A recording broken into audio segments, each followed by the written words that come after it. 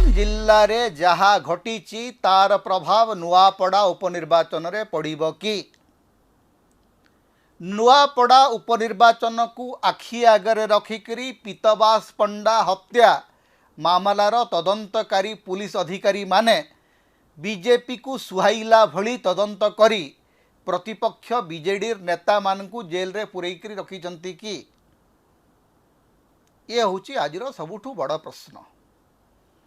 नुआपड़ा उपनिर्वाचन चलीची प्रचार चलीची किंतु गंजाम रे तार गोटे बड़ प्रभाव पड़ुची अर्थात नुआपड़ा निर्वाचन को प्रभावित करिबा पई गंजाम रे अंक कसुची बीजेपी।